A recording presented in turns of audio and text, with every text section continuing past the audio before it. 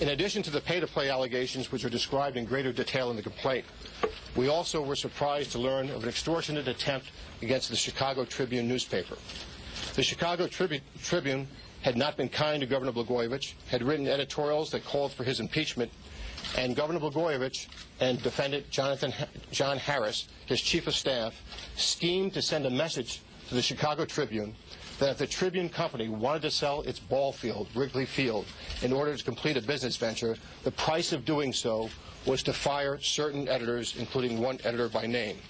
In the governor's words, quote, fire all those bleeping people, get them the bleep out of there, and get us some editorial support, close quote, and the bleeps are not really bleeps.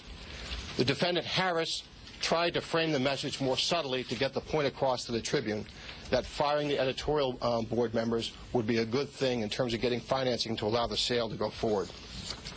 But the most cynical behavior in all this, the most appalling, is the fact that Governor Blagejovich tried to sell the appointment to the Senate seat vacated by President-elect Obama.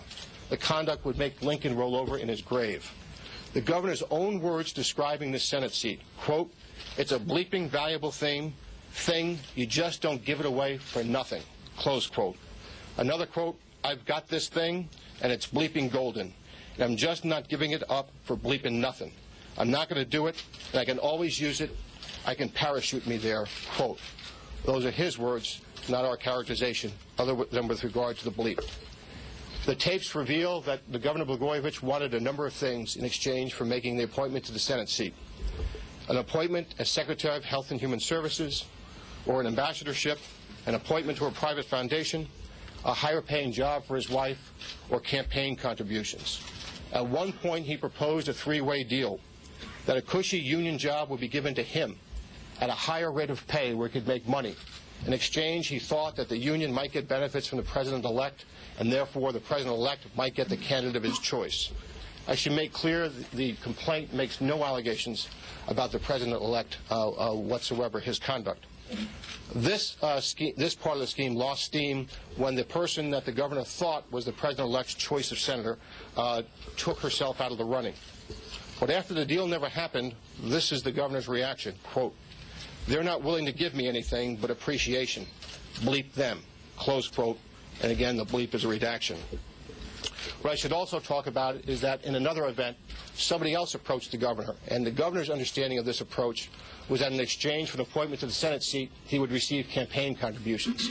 And the government's view of what was told to him through intermediaries was that, quote, we were approached pay to play, that, you know, he raised me $500,000, then the other guy would raise $1 million if I made him senator, close quote. This is a conversation where the senator is describing how he perceived a message that came through multiple hands. His concern, was he offended that he thought campaign contributions were being offered in exchange for a Senate seat? No. He was worried that the campaign contributions would actually be paid. He wasn't against the corrupt deal. He was against being stiffed in the corrupt deal. His quote was he wanted the money, quote, tangible up front, close quote. He told someone who was his intermediary, quote, some of the stuff's got to start happening now, right now, and we got to see it, close quote. Just last week, he was saying this to someone to make sure that the money was going to be up front, and he said, quote, you got to be careful how you express that and assume everybody's listening. The whole world is listening. I would do it in person. I would not do it on the phone, close quote. That's the governor of Illinois. After an article appeared in the Tribune last week indicating a belief that Mr. Blagejovich had been taped, then a message was sent for him to undo contact with the intermediary. We've obviously run into a technical glitch in what was a compelling news conference from U.S. Attorney